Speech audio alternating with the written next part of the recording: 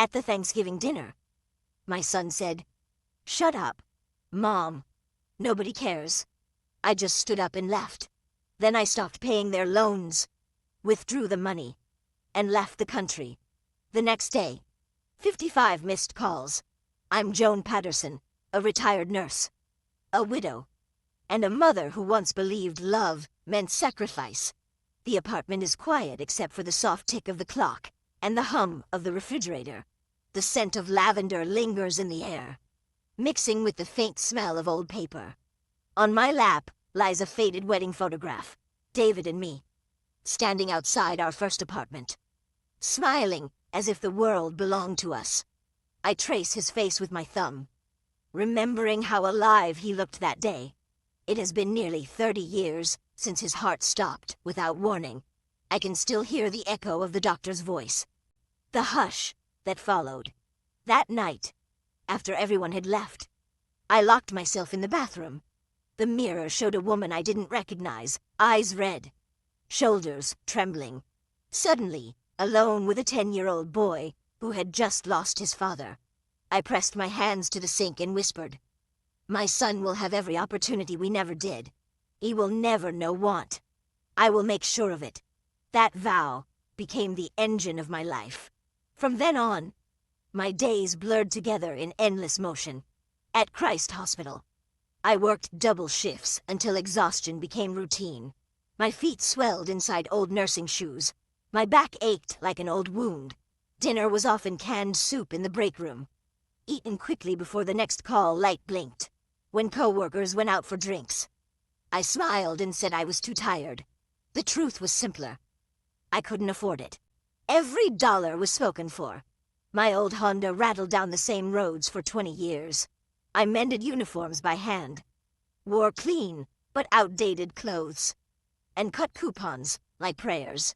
The small account I called Sterling's Future Fund was my lifeline. It held not just money, but meaning. Every deposit was a promise kept to the woman who once cried in the mirror. There were moments when the silence felt like a weight pressing down, but I didn't resent it. I found peace in purpose. When Sterling brought home a report card filled with A's, I pinned it over the kitchen sink and smiled through tears.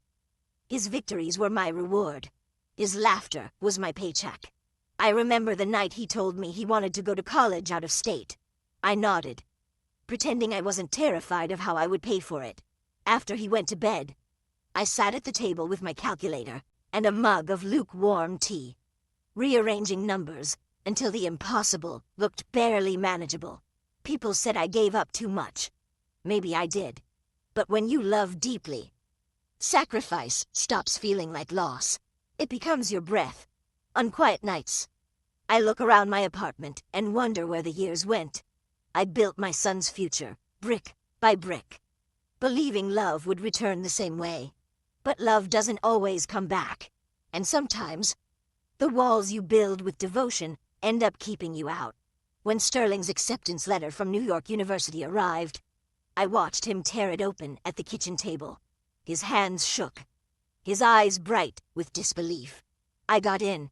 "Mom," he whispered, voice breaking. I pulled him into my arms, and for the first time in years, I cried from pure joy. That night, after he left to celebrate, I sat alone with my calculator and a stack of bills. Tuition, housing, books. It was more than I earned in a year. But I didn't hesitate.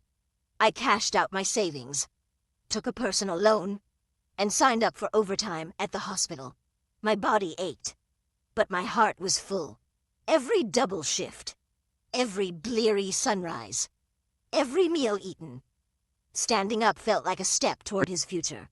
4 years later, I stood at his graduation, a small figure among hundreds.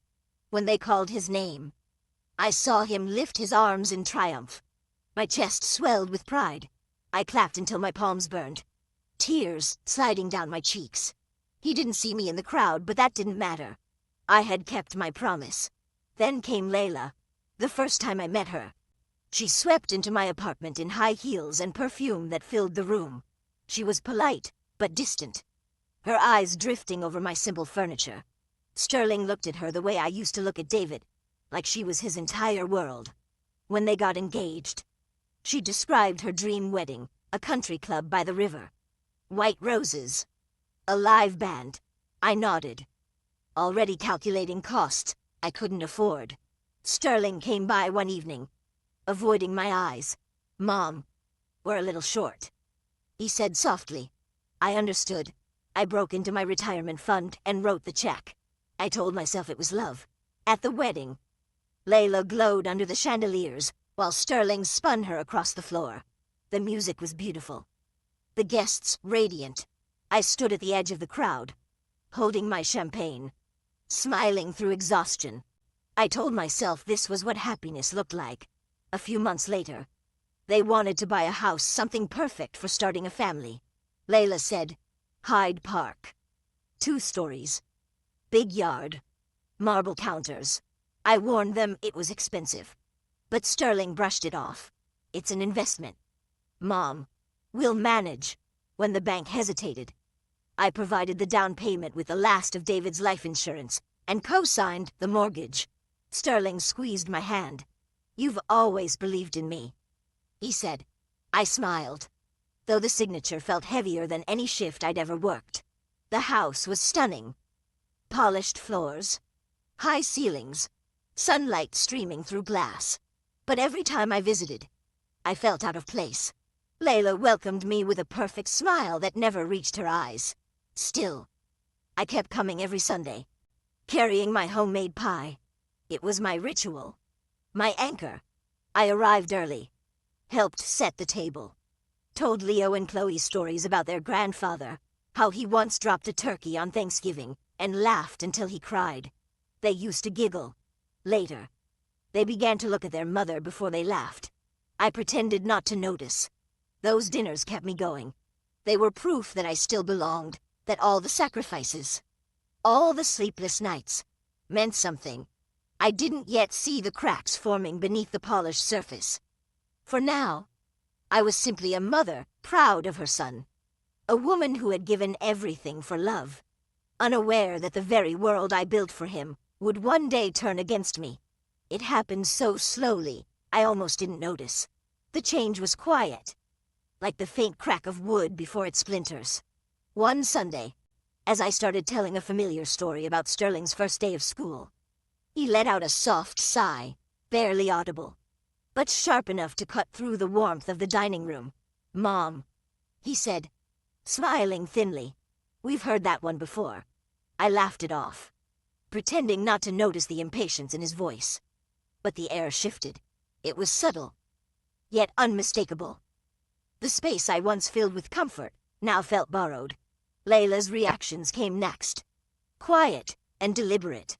When I'd offer to help in the kitchen, she'd say, "Oh no, Joan, you just sit. You've done enough." Her smile was polite, but her tone carried a distance I couldn't name. At first, I thought I was imagining it. But soon her little jokes became regular tiny jabs wrapped in charm. "You're so cute," she said one evening, as I tried to show her my old recipe for pot roast.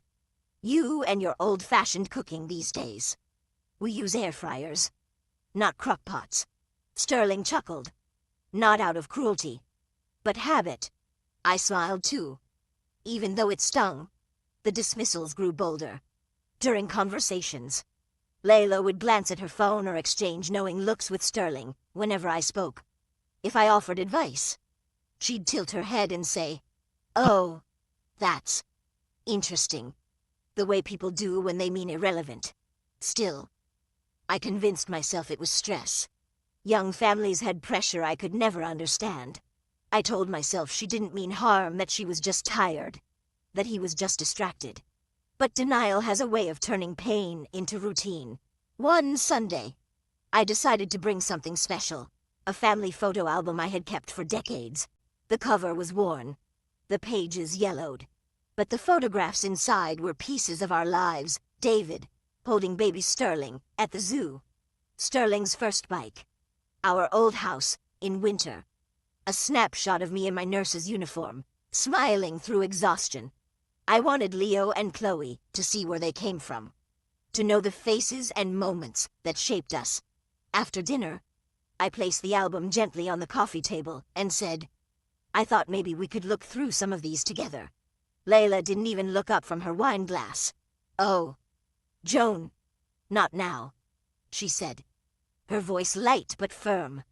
Nobody wants to look at those dusty old things. They're just cluttering up the coffee table. Clutter. The word hit me like a slap. I froze, my hand still resting on the leather cover. Sterling looked uneasy for a moment, then glanced at Layla and said softly, maybe later. Mom. His eyes slid away before mine could meet them. I nodded, forcing a smile as I lifted the album back into my lap. Of course. I said, later. Leo and Chloe were whispering nearby, laughing at something on their tablets. I sat quietly, flipping through the pages alone, my fingers trembling slightly. Every photograph that had once carried warmth now felt like proof of something lost. In the weeks that followed, the distance grew heavier. The children began to echo their parents' tone without even realizing it. We've heard this one before. Grandma, Chloe said when I started another story about her father as a boy. Leo giggled, repeating, yeah, we already know. Their laughter was light, innocent, but it cut deep. I tried to laugh with them. You're right, I said softly. Grandma does repeat herself. At night, I replayed the moments in my head, the sighs, the smirks, the interruptions. I told myself I was too sensitive, that every family goes through phases. They're just tired. I whispered while washing the same plate 3 times. Sterling's under a lot of pressure. They don't mean it, but beneath the denial, something inside me was beginning to shift. There was a quiet awareness taking root. A realization too painful to name. I was becoming invisible in the home I had helped build. A ghost sitting at her own table. One evening, as I left after dinner, I glanced through the front window before getting into my car. Layla was laughing, clearing the table, while Sterling poured her another glass of wine. The photo album still sat on the shelf where I had left it, untouched. I stood there for a long moment, watching the flicker of light on the glass, before finally turning away. I didn't cry that night, not yet. But as I folded my hands in my lap and stared at the dark road ahead, I could feel something inside me begin to harden. Something small and silent, but alive. It was the sound of the first crack forming. The house gleamed that Thanksgiving polished floors. Soft music. Candlelight flickering across a table set for perfection. The smell of roast turkey and rosemary filled the air, warm and rich. I had baked 2 pies that morning, even though Layla insisted the caterers would handle dessert. It's tradition, I'd said. She smiled thinly. If it makes you happy. Joan. Now I sat at the far end of the long table, surrounded by laughter that didn't quite reach me. Layla, elegant in burgundy silk, poured Sterling another glass of wine. The children chatted politely, their voices soft and careful. Everything looked perfect. Yet I felt like an ornament, something placed for effect, not meaning. I kept my smile fixed, focusing on the little things, the clink of silverware, the scent of cinnamon, the faint hum of conversation. I told myself this was family. This was success. This was what I had worked for. When Layla raised a toast to home, to health, to everything we've built. Glasses clinked all around. Sterling's arm brushed hers affectionately as he whispered something that made her laugh. I looked down at my plate and thought of the years I'd spent to make this moment possible. The loans, the extra shifts, the empty savings account. All for him. Dinner moved on to talk of vacations and promotions. I chimed in where I could, careful not to interrupt. Then came a quiet lull, the kind that invites memories to surface. I smiled, feeling the pull of nostalgia. You know, I began softly. Your grandfather and I spent our first Thanksgiving with nothing but a roasted chicken. We couldn't afford a turkey that year. I laughed gently, remembering. He burned it completely, and we ended up eating mashed potatoes from a box, laughing the whole night. It was "Shut up, Mom." The words were quiet but hard as glass. I froze. Sterling didn't even look up from his plate. "It's so boring," he said, his tone flat. "Nobody cares." The room went utterly still. Layla smirked into her wine glass, pretending to hide it behind a sip. The children stared at their plates, eyes wide, cheeks flushed. For a moment, I couldn't breathe. My hand trembled as I set my fork down. The sound of metal on porcelain seemed deafening. I waited for him to realize what he'd said, for his eyes to soften, for some hint of remorse, but none came. He kept cutting his turkey as if nothing had happened. Layla finally looked up. "Oh, Sterling," she said lightly. "You're terrible." Her laugh was brittle, rehearsed, and it made everything worse. The humiliation burned through me like fire. My chest tightened, my throat dry. I tried to speak, but no sound came. I looked at my son, my only son, and saw not cruelty, but indifference. That hurt more than anger ever could. The silence stretched. The ticking of the dining room clock filled the air. Even the children didn't move. I forced a small smile and folded my napkin neatly, though my hands were shaking. "Excuse me," I whispered, rising slowly. "I think I need some air." No one stopped me. In the hallway, the laughter started again. Soft at first, then louder, as though nothing had happened. I stood by the front door, gripping the edge of my coat, listening. My heart pounded so hard I could hear it. Outside, the cold night air hit me like a slap. I walked down the porch steps, my heels clicking against the stone path. The lights from the house glowed behind me, warm and golden, like a world I no longer belonged to. I reached my car, but didn't start it. I just sat there, staring through the windshield, watching my breath fog the glass. My reflection stared back, up. Tired eyes, drawn mouth. A woman stripped of her place at the table she built. That moment stretched into forever. The silence wasn't peaceful anymore. It was heavy, final. I thought of the promise I'd made to David all those years ago, that our son would have every opportunity, every comfort. I had kept it. I had given everything. But sitting there in the dark, I realized something with terrible clarity. This wasn't a bad moment. It was a revelation. In my son's eyes, I was no longer his mother. I was background noise, clutter, an inconvenience to be managed. The laughter inside the house grew louder, muffled through the glass. And I knew I couldn't go back in. Not tonight. Maybe not ever. I turned the key in the ignition, hands still trembling, and drove away slowly. The road shimmered with streetlights and frost, and with each mile, the tightness in my chest eased just a little. I didn't cry. I had no tears left. But I knew something had broken, something deep and irreversible. That night, the woman who had built her life around love and sacrifice quietly disappeared. And in her place, something new was born. A silence sharper than any word her son had ever spoken. I told them I wasn't feeling well. My voice didn't tremble. It was calm, almost polite. Layla looked up briefly, her smile tight. "Of course. Joan, get some rest." Sterling didn't even glance my way. "Yeah, Mom. Drive safe." That was it. No concern. No warmth. Just the scrape of forks against plates as I slipped quietly from the table. The air outside was cold and sharp. I stood on the porch for a moment, breathing it in, staring at the house glowing behind me, the home I had helped pay for, filled with laughter that no longer included me.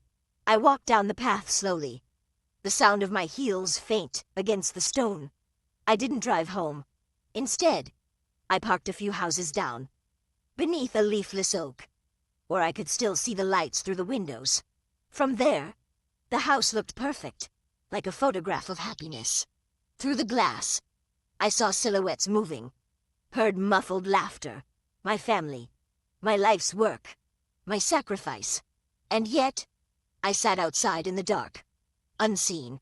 The tears came silently at first, then harder, until I couldn't stop. My hands gripped the steering wheel as sobs racked through me. Years of exhaustion and heartbreak, spilling out in the quiet night. I had given everything, every shift, every dollar, every piece of myself to build that home, that life. And now, I was nothing more than an afterthought at their table. When the tears finally stopped, I sat still, eyes swollen, breath shaky. The house glowed like a jewel in the distance, but it didn't feel like mine anymore. That was the moment I understood. My sacrifices had never been seen as love. They had been taken as duty. My care had become routine. My devotion invisible. I wasn't loved for what I gave. I was useful for what I provided. The realization hollowed me out. But inside that emptiness, something new began to form. The ache hardened, cooled, and sharpened into something clear and unbreakable. I whispered into the dark. Enough. By the time I returned to my apartment, I knew what I needed to do. I turned on the kitchen light. Its glow soft and familiar. Everything was quiet, the same silence I used to fear. Tonight, it steadied me. I went to the closet and pulled down an old metal box, its hinges squeaking as I opened it.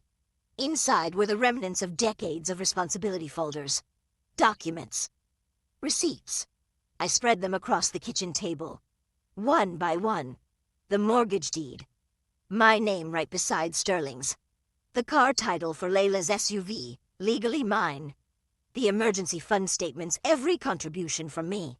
For years, I had kept these things neatly filed away, thinking they were just paperwork. Tonight, they were something else. They were proof. They were power. I ran my fingers over the documents, my pulse steady. He thinks I'm old and powerless. I whispered. He mistook my patience for weakness. I felt the strength in those words settle into my bones. He forgot who he's dealing with. The refrigerator hummed softly in the background. The clock ticked on the wall. My tears had dried, replaced by an unfamiliar calm. I gathered the papers into a neat stack, aligning the corners like a soldier preparing for battle. They had told me to stop, to stay quiet, to fade away. But silence was no longer surrender. It was strategy. And before the night was over, I knew exactly how I would use it. The morning after Thanksgiving, I woke before sunrise. The apartment was still. The sky, a soft gray.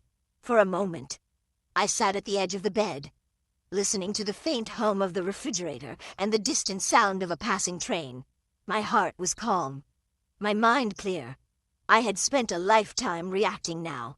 It was time to act. I pulled a small suitcase from the closet and laid it open on the bed. I didn't need much.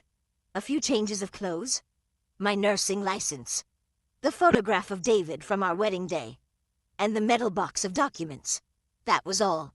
The rest, the furniture, the linens, the quiet remnants of my old life could stay behind. I had carried them long enough. When everything was packed, I took one last look around the apartment. The framed pictures on the wall, the clock above the stove, the vase of fading flowers on the counter. They all felt like memories that no longer belonged to me. I didn't leave a note. There was nothing left to explain.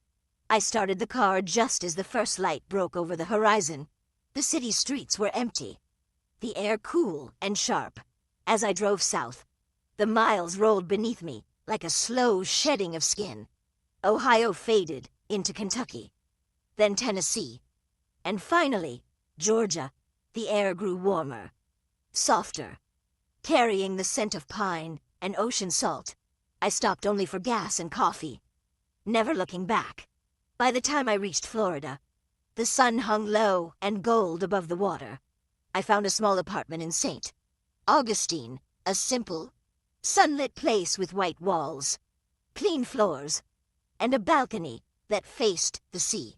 The landlord, an older woman with kind eyes, handed me the keys without asking many questions.